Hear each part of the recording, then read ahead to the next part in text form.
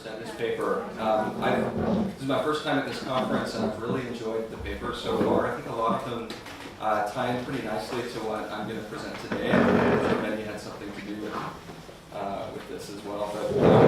But today what I'll be talking about is the role of performance metrics, accounting-based performance measures, in shaping the optimal form of optimal contracts, and then relatedly the implications of those contracts on the actions that agents take, their incentives over production. So I want to motivate the paper at a very high level to start out with. This is one representation of a standard principal agent framework with moral hazard. The idea is there's a principal who owns some asset, or he owns the residual from the firm, and he doesn't control the asset. There's some separation of ownership and control here, and the agent will take some action or some set of hidden actions that affect something that the principal cares about. It could be the sum of discounted future cash flows. It could have other things in it. But it's just some fundamental performance the principal cares about. And because the principal is the one who consumes the residual, or he's the one that cares about this, and the agent doesn't, the incentives are just naturally going to be misaligned. Right? This is an incentive misalignment problem. And because the action is hidden, there's nothing that we can directly do to resolve the problem. So this is driving the moral hazard problem.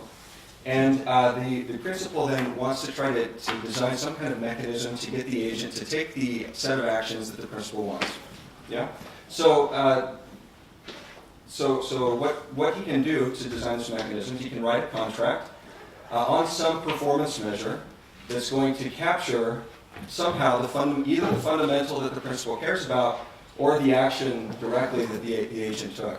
And the idea, of course, is that if this performance measure, and then if the contract written on it is somehow varying in the action that the agent takes, probably stochastically, right, then we can start to get some traction on this incentive misalignment problem and resolve moral hazard.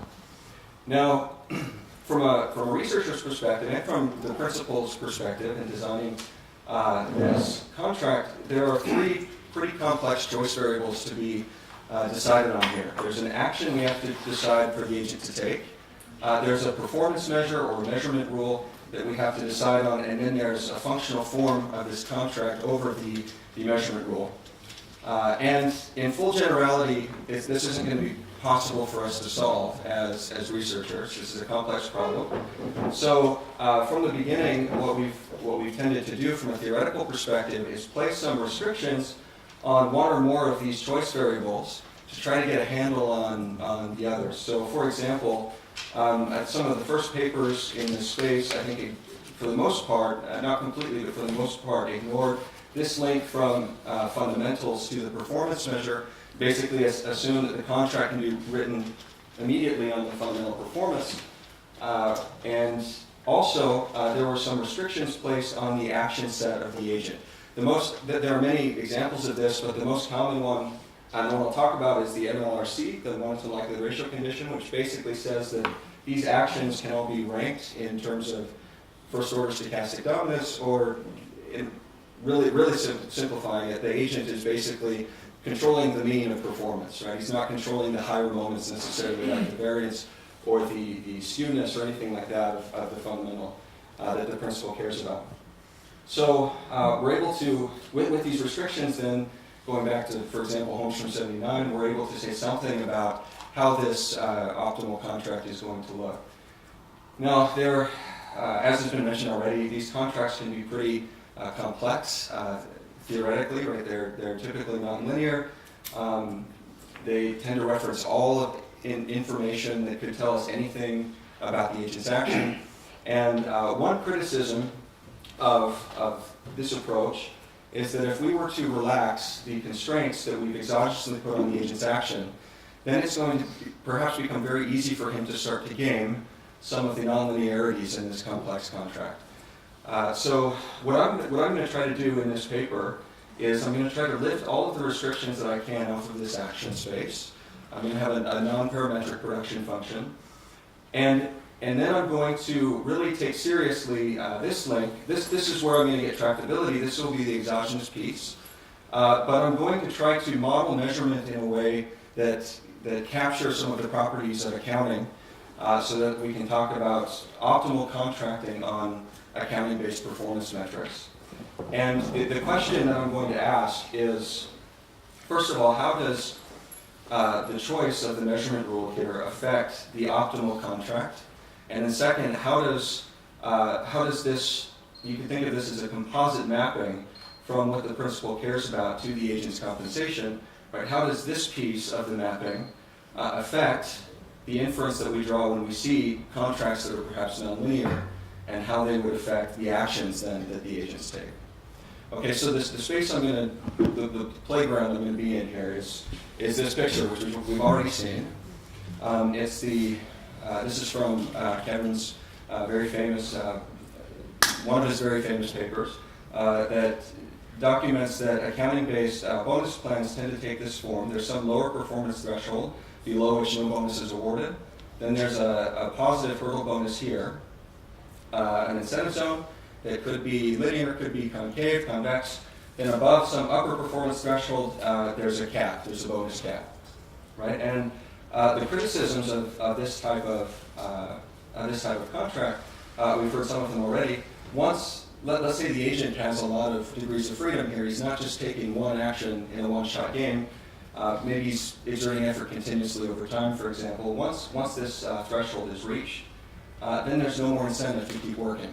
So he can kind of slack off, go into his office, watch some Netflix, and pull out the scotch, which is hopefully after I get promoted. That's what I'll do for a little while. Down here, right below the lower performance threshold, we have the opposite problem, right? We have an infinite marginal incentive here, and you could have the agent destroying a lot of long-term value, perhaps around here, maybe cutting back in R&D to try to boost reported performance and get this hurdle bonus.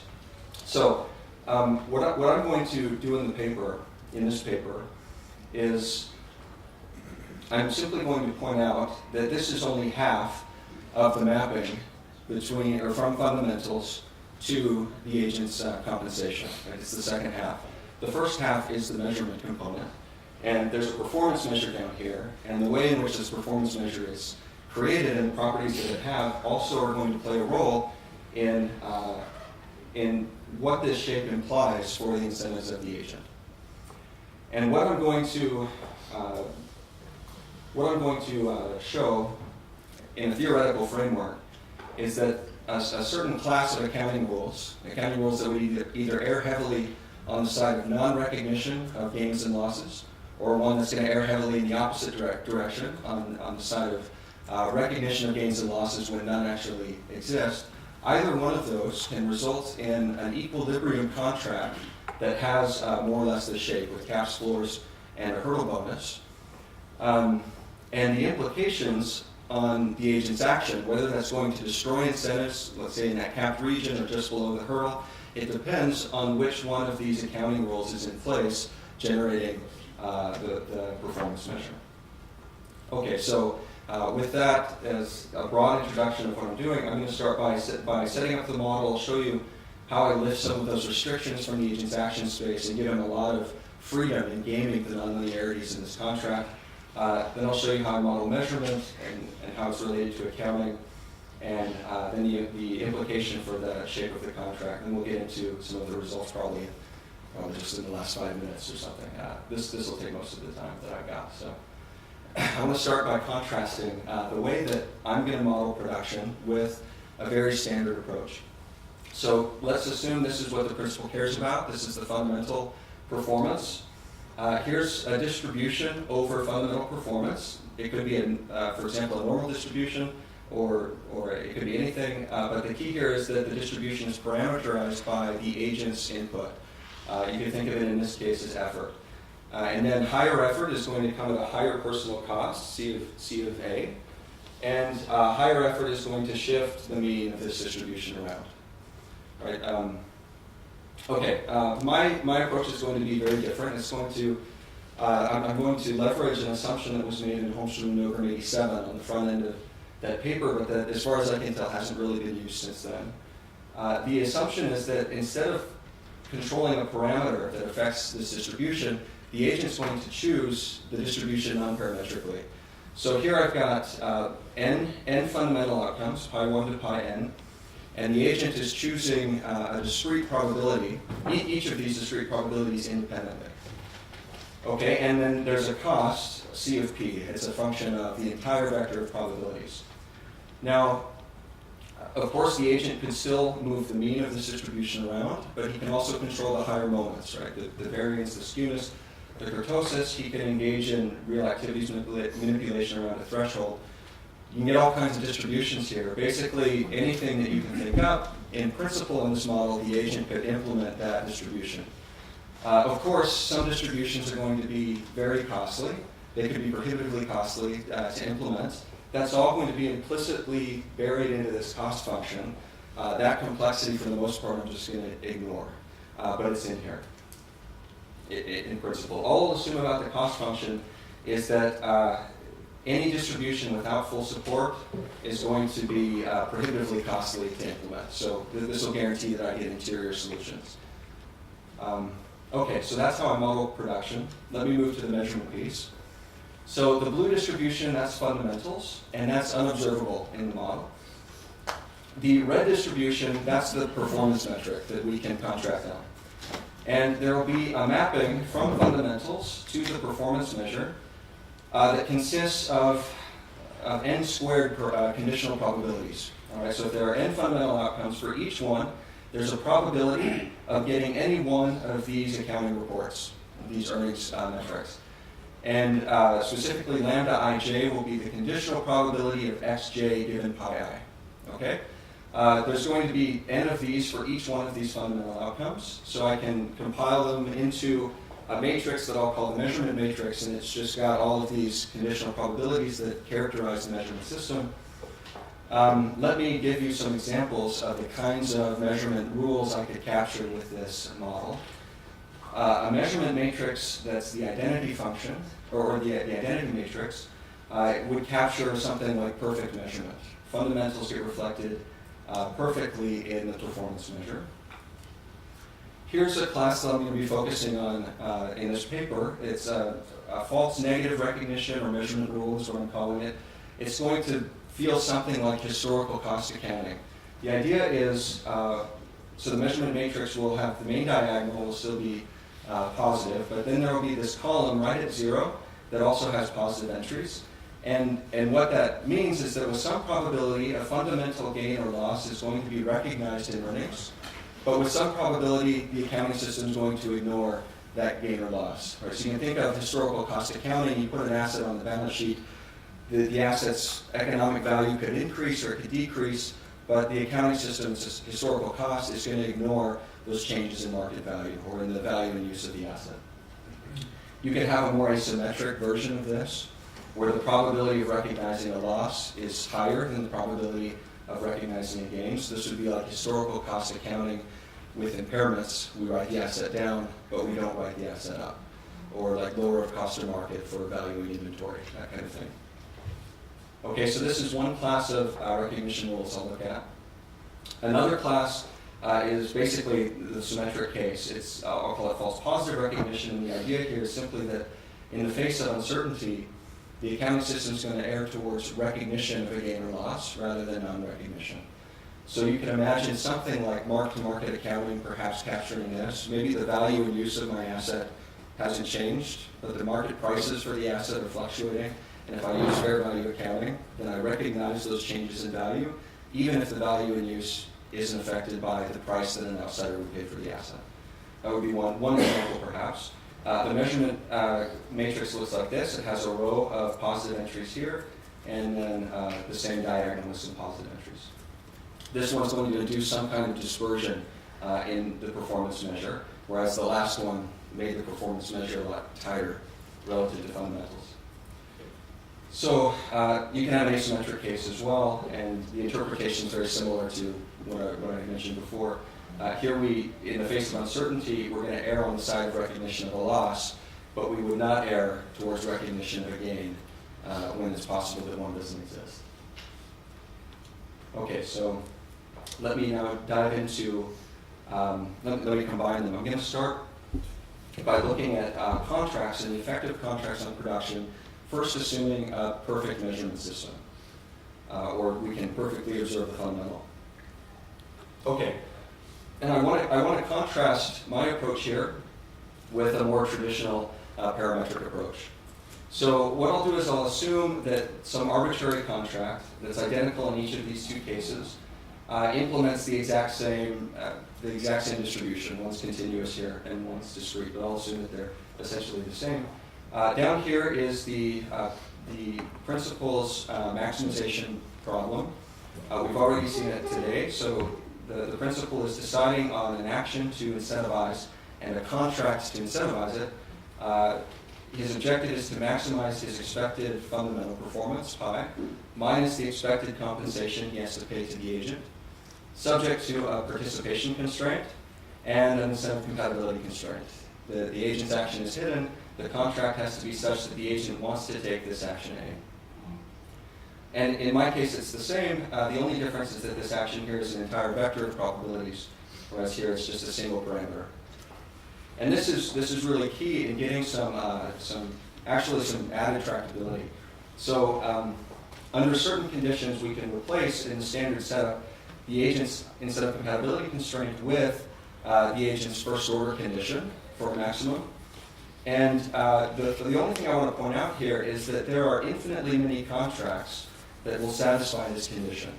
The idea is that the agent chooses one parameter, and the principal can design the contract in any which way he wants. So he has much more control or degrees of freedom through which to control the agent than the agent has through which to control production. In my setting, that's not the case. The agent has at least as much control in choosing production as the principal has in controlling them through the contract. And so there's only one contract that will get the agent to implement any given distribution here. So let me show you what I mean by changing this arbitrary contract into one with caps, floors, and a hurdle to see what the effect is on the agent's action. So in the parametric approach, what happens, once I introduce a floor or a cap, I'm going to reduce the penalties and rewards that an agent receives when performance falls either in the floor or the capped region. Both of those things are going to cause the agent to shirk, right? The rewards for really high performance are low. The penalties for really bad performance are also low. That'll cause this A to go down. By contrast, the hurdle bonus here is going to reward the agent an expectation for as much mass as he can get above that hurdle in this distribution. That'll cause him to push the action up, to take more effort. Now, the key here is that notice that under this contract, we get this level of effort. And under the arbitrary one, we also get the same level of effort. And there are infinitely many more contracts you could put in there that would incentivize the exact same level of effort. And so now the researcher's problem is to take the entire set of incentive-compatible contracts and try to figure out which of those is the most efficient. And the researcher's degrees of freedom are pretty much burnt out trying to figure that out in this class of models. Under my approach, it's very different. Because the agent has so much control over the distribution, when a floor is put in place, the agent simply increases the probability of mass below that lower performance threshold, or you could think of that as he stops trying to make that probability distribution smaller in that region, so he shirks a little bit down here. He also shirks up here in the capped region as the rewards to high performance go down, that tail is going to shrink. And then around this hurdle bonus, lower performance threshold, there's just going to be a discontinuity right at that point, where the agent gets a marginal benefit here to exceeding that point. Okay, so you can see that this distribution kind of mirrors in some way the contract. There's a unique contract for every distribution that could be implemented. So technically why this is very helpful is because I can just take these constraints and substitute them into, let me step back 1 minute. When I introduce the measurement issue, all that changes here is that I pre-multiply this by the inverse of the measurement matrix, and assuming that's invertible, then now what the agent's doing is he's setting the marginal cost of increasing one of these probabilities equal to the expected wage that he gets when that outcome is realized. Okay, now I can substitute all of these into the objective function, and I end up with an unconstrained maximization problem over an action as opposed to the constrained maximization problem over an action and a contract. Right, so this suddenly becomes a bit more manageable than under the standard approach, assuming that I can get a nice inverse, inverted matrix here. If I can do that, which I can under the recognition rules I just showed you, then I get a very fairly straightforward first order condition for this problem. It takes this form. With risk neutrality, it's extremely simple, and I can get quite a few results even just under risk neutrality here. The key is that the agent simply sets the marginal cost equal to the principal's benefit for each of these probabilities. Right? He'll increase that probability to his cost of increasing a little more is equal to the principal's payoff. And that's independent of the measurement rule. Any nonlinearities in the measurement rule are going to be undone by an optimal contract, and the action will be the same in every case. So now let me, in the last few minutes, apply that result to these two classes of recognition rules. The first will be a false negative recognition rule. This is one where, in the face of uncertainty, we're erring on the side of non-recognition. It's like the historical cost accounting. So here I'm going to start from perfect measurement, and then I'm going to start to layer on some additional assumptions here so you can see what happens to the action in the contract. So the agent's risk neutral at this point. Now I'm going to introduce some false negative noise, right? So now I'm erring on the side of non-recognition. It makes this distribution of the metric tighter. In order to get this same set of marginal costs, this is the marginal cost of increasing each of these probabilities. So in order to get the same action, the principal has to make the contract steeper, as there's more noise of this type. I'm going to make one more change to the noise, one more assumption. I'm going to assume that the probability of recognition is increasing in the magnitude of the gain or loss. Right, so the bigger the gain or loss, the better the chance is that something is there, that I can detect it, and I'm going to go ahead and recognize that gain or loss with a higher probability. If I do that, then an S-shaped contract becomes uniquely incentive compatible for the first best action. If I add some asymmetry, then this contract is going to shift a little bit. Intuitively, what's going on is the agent is setting the marginal cost equal to the expected wage, and that wage is basically a linear combination of this one and this one, where the weight is the probability of non-recognition. And so as I start recognizing gains less and less, more and more weight is being put on this payment, and so this wage has to go up more and more to do it. Okay, if I layer in now, finally, risk aversion. I think I've got just a couple minutes. If I layer in risk aversion here, what's going to happen is all of these really high payments are going to be really expensive for the principal. He'd like to try to reduce some of these payments, and he can get the same productive activity up here by reducing these payments and increasing this one at the same rate, because these marginal costs are just a linear combination of two payments. So you squeeze them together at the right rate, you get the same productive action, but it's not without cost, because this particular marginal cost is going to increase. So you get, first of all, if we now look at the shape of this contract, it looks something kind of like an S-shaped contract with a floor, with a big hurdle right here around 0, and then an incentive zone, and then something kind of like a cap. Perfect. And then we do get some productive distortion around the hurdle in this case, but not quite as much as would be implied if we only looked at the contract and didn't look at the measurement rule driving it. The last one is false positive recognition. I'll walk through this quickly. This is where when nothing happens, there's a chance that I accidentally recognize the gain or loss. Here, noise doesn't necessarily do anything if it's symmetric, because this marginal cost is a linear combination of low and high payments. If I make that noise asymmetric, now this payment has to increase, because this marginal cost is a linear combination of low payments and this payment. And then if I layer in risk aversion, now there's all of this probability mass out here, the performance measure. The agent's exposed to a ton of compensation risk. The principal's going to have some benefit to squeezing those payments closer together in the tails to try to relieve some of the risk premium. But in this case, it definitely will come with some productive inefficiency in the tails, just as has been discussed in prior literature. So in summary, this paper at a very high level is just trying to point out that the incentives imposed on the agent are a function not only of the functional form of the contract, but also the properties of the performance metrics that the contract's written on. I'm able, using just two measurement rules under either one of them that seem plausible from an accounting perspective, to generate this thing. But whether or not you get projected distortion depends on which measurement rule is being applied. So I'll stop there, and I'm sure plenty of the caveats will be brought up next. So thank you very much. Thank you.